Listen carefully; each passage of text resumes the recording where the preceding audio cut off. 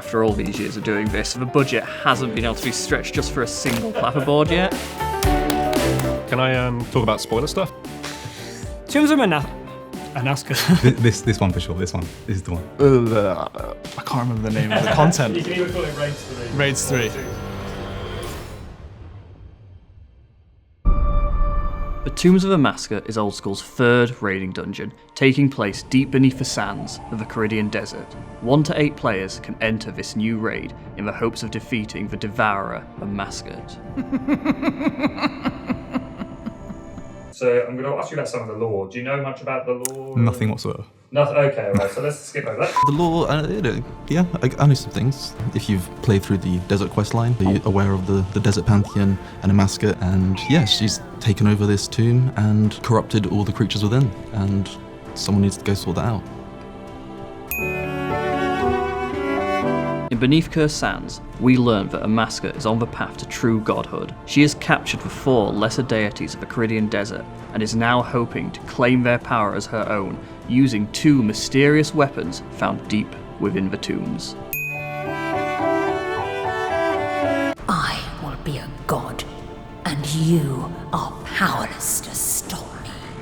The only requirement to enter Tombs of Amascut is to complete the quest Beneath Cursed Sands. How do players access the Tombs of Amascut? They go through a pyramid. So there's a few ways you can access it. It's just south of the necropolis. There's a pyramid, can't miss it, it's massive. Generally speaking, it's easier in a larger group, although we have accounted for solo players and there are some small affordances for them. This place will be your tomb. So for Tombs of Amascut, we've tried to do something a little bit different. Chambers of Xeric scales from 1 to 100 on its dynamic room generation. Theatre of Blood has a wipe system that makes it extremely punishing, and Tombs of Amascut has got something a little bit in the middle. Accessibility was a big concern for us for Tombs of Amascut. We wanted as many people to be able to enjoy this content as possible. The problem with this is we don't want to make the content too easy to achieve that. The invocation system was kind of the golden bullet. Silver bullet?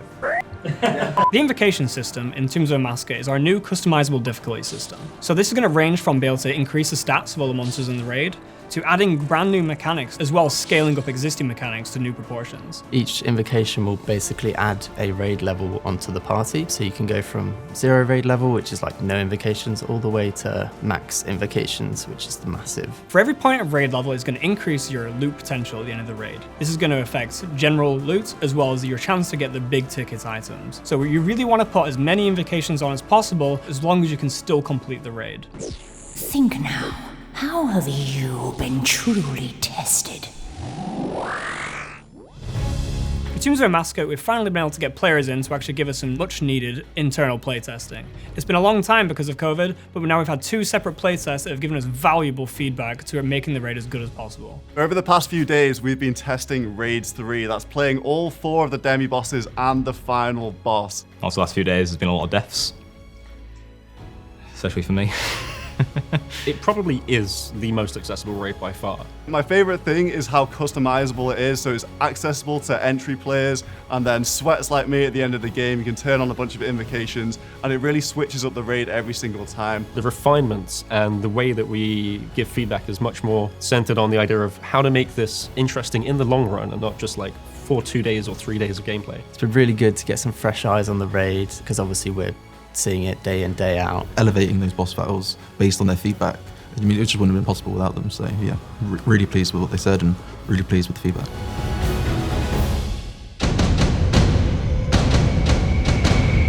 Cool, yeah, so the first 4 bosses, very interesting stuff. Each of the first 4 challenges within the Tombs of Amascut is themed around one of the 4 lesser deities of the Kharidian Desert. Rather than it being linear, you have 4 different directions you can go in. And you do have to do all 4 to reach the end of a raid, but your choice will matter in which one you choose first.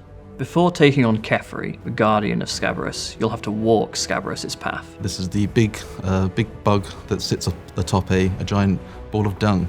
Why is there so much dung in this raid? Well, I mean, we got scarab beetles, they're quite synonymous with poo. We've also got monkeys, they kind of like to throw that sort of stuff around. So yeah, unfortunately we have ended up with quite a poopy dungeon.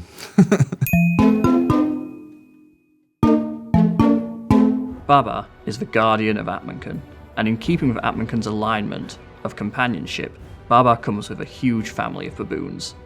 To reach Baba herself, you'll first have to fight through these baboons. But be careful, because there's going to be some interesting dangers along the way. The Guardian of Krondys is Zebak, and in keeping with Krondys' alignment, you'll need to use your resourcefulness to overcome some deadly traps before reaching him. Akka is the Guardian of Het. That's it, that's all we got. Het is the god of strength, and to overcome his guardian, Akka, you'll need to turn his own strengths against him. I look upon you with pity. Some of the new unique rewards we have in Tombs of Amascut feature the Tumakan Shadow, a new mage weapon, the Ward of Eladinis, a new mage offhand, and a new ranged armor set, the Masori armor set.